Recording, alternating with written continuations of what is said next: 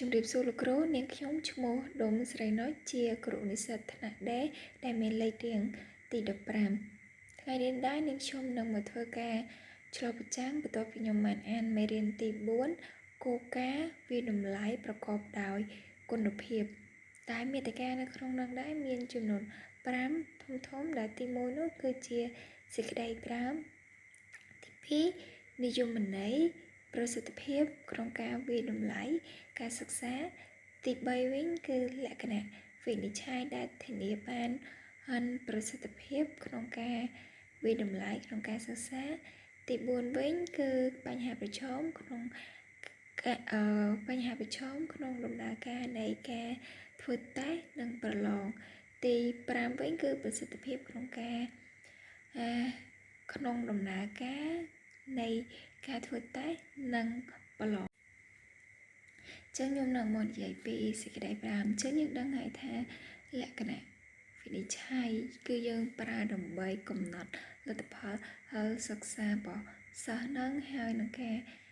មានន័យថាការលទ្ធផលសិក្សារបស់សិស្សនិងការអនុវត្តរបស់សិស្សនឹងថាតើពួកគាត់នឹងទទួលបានលទ្ធផលបែបណាបន្ទាប់ពីគាត់បានបញ្ចប់ក្នុង1ម៉ោងសិក្សាដែលយើងបានបរិញ្ញា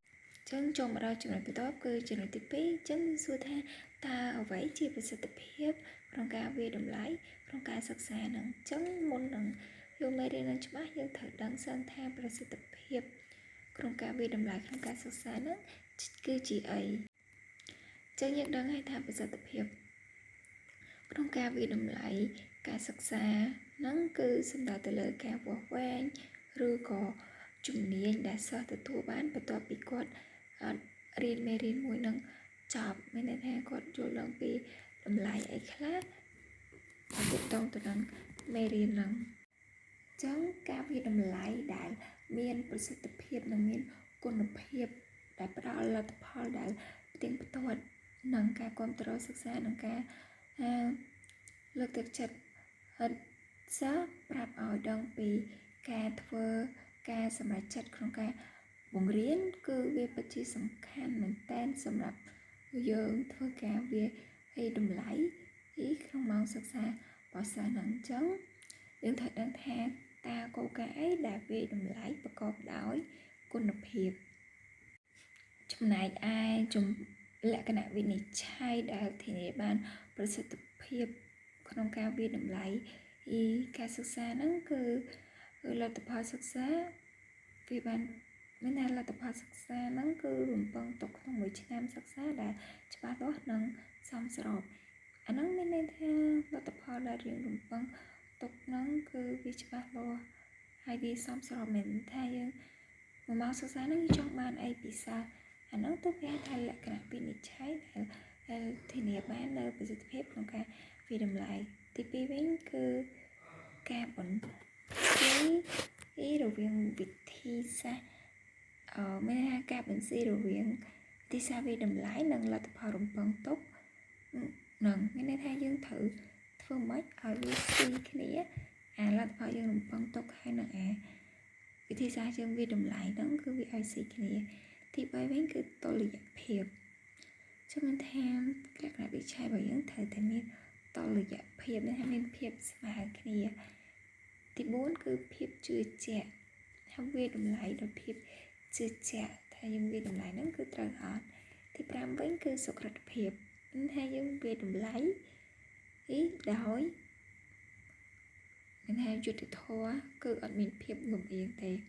ទី6វិញគឺផលវិជ្ជមានចឹងយើងវាតម្លៃហើយយើងត្រូវមើលផលវិជ្ជមានបានច្រើនហើយទី7វិញគឺការអនុវត្តនិងប្រសិទ្ធភាពnênថាពេលដែលយើងធ្វើលក្ខណៈវិច័យមានប្រសិទ្ធភាពនឹងត្រូវឲ្យគាត់អនុវត្តនិងមានប្រសិទ្ធភាពនឹងកើតឡើងចឹងចំពោះបញ្ហាប្រឈមដែលតកតងទៅនឹងដំណើរការតេស្តនិងប្រឡងរបស់សិស្សវិញគឺវាមានច្រើនដូចតែបើយើងដាក់តេស្តណាដែលមានកម្រិតធំពេកគឺសិស្សយើងដែលគាត់អត់ចេះហ្នឹងគឺគាត់ធ្វើការតែប៉ុន្តែបើយើងដាក់តែឬក៏ប្រឡងហ្នឹងវាលំហាត់ទូចពេកអាចមានភាពងាយស្រួលសម្រាប់សិស្សខ្សោយប៉ុន្តែសម្រាប់សិស្សខ្ជិះគ គាត់អត់បានអភិវឌ្ឍចំណេះដឹងរបស់គាត់ឬក៏របៀបបញ្ញាគាត់នឹងឲ្យកាន់តែខ្ពស់ជាងមុនអញ្ចឹងហ្នឹងវាក៏ជាបញ្ហាប្រឈមដែលយើងជួបការលំបាកក្នុងការរៀបចំតែនឹងប្រឡងដូចគ្នាដែរចំពោះការដែលយើងធ្វើឲ្យមានប្រសិទ្ធភាពក្នុងដំណើរការនៃការតេស្តឬក៏ប្រឡងតែយើងថាធ្វើខ្លះអញ្ចឹងគឺគេចែកចេញទៅជា2ដំណាក់កាលគឺដំណាក់កាលទី1មុនពេលប្រឡងនិងដំណាក់កាលទី2នោះគឺក្រោយពេលប្រឡងដំណាក់កាលមុនដំបូងគឺមុនពេលប្រឡងហ្នឹងគឺយើងត្រូវណែនាំគាត់ពីគោលការណ៍ពីរបៀបការដាក់បន្ទុកហ្នឹងឲ្យច្បាស់ហើយយើងក៏អាចបន្ស៊ាំសិស្សហ្នឹងការប្រឡងឲ្យបានញឹកញាប់ហើយលើកទឹកចិត្តពួកគាត់ថាការប្រឡងនេះគ្រាន់តែជាការវាយតម្លៃគាត់ទេថាគាត់ហ្នឹងយល់ដឹងពីមេរៀននឹងបានកម្រិតណាឬក៏របៀបតើគាត់នៅខ្វះខាតនៅចំណុចណាស្រួលយើងពេញបន្ថែមទៀតកុំឲ្យគាត់មានអារម្មណ៍ថាការប្រឡងហ្នឹងគឺជាការថាគាត់ធ្លាក់ឬក៏ជាប់បានលេខមែនយើងកុំនិយាយចឹងជាមួយគាត់គឺយើងត្រូវលើកទឹកចិត្តគាត់តាមរបៀបផ្សេងទៀតហើយចំពោះដំណាក់កាលទី2វិញចំពោះពេលដែលប្រឡងហ្នឹងមានថាកំណត់ពេលដំណាក់កាលប្រឡងតែយើងត្រូវធ្វើម៉េចចឹងគឺយើងត្រូវជ្រើសរើសបន្ទប់ណាដែលមានលក្ខណៈស្តង់ដារមានថាមានស្អាតបើចិត្តមានពូជមានអីត្រឹមត្រូវហើយគ្មានសំឡេងរំខានគឺអត់មានថានៅចិត្តខ្លោចជាណាស់យើងគួរណាតែជៀសវាងទៅព្រោះអាចបែកអារម្មណ៍ដល់សិស្សចឹងហើយយើងត្រូវប្រាប់ម៉ោងគាត់ទៅតាមដំណាក់កាលថានៅសល់មួយនាទីទៀតហើយឲ្យអ្នកដទៃនៅក្នុងថ្នាក់ហ្នឹងគឺរក្សាភាពស្ងៀមស្ងាត់គឺឲ្យញញែទេពេលចិត្តដល់ម៉ោងគឺឲ្យពួកគាត់ហ្នឹងសម្រួលអារម្មណ៍តទៅពេលមួយទៀតគឺយើងអាចប្រើប្រាស់ក្លិនដើម្បីឲ្យបន្ទប់ហ្នឹងមានលក្ខណៈស្រស់ស្រាយកូនសិស្សហ្នឹងគាត់ប្រឡងទៅគាត់មានសមាធិល្អគាត់អាចមានអារម្មណ៍គិត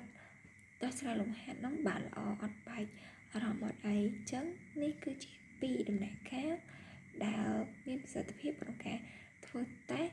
និងប្រឡងនឹងយើងត្រូវអនុវត្តតាមគោលការណ៍ចំនួន2ហ្នឹងគឺមុនពេលប្រឡងនិងក្រោយពេលប្រឡងចាអញ្ចឹងសម្រាប់ការឆ្លុះប្រចាំរបស់ខ្ញុំមានប៉ុណ្ណឹងឯងអរគុណច្រើនលោកគ្រូ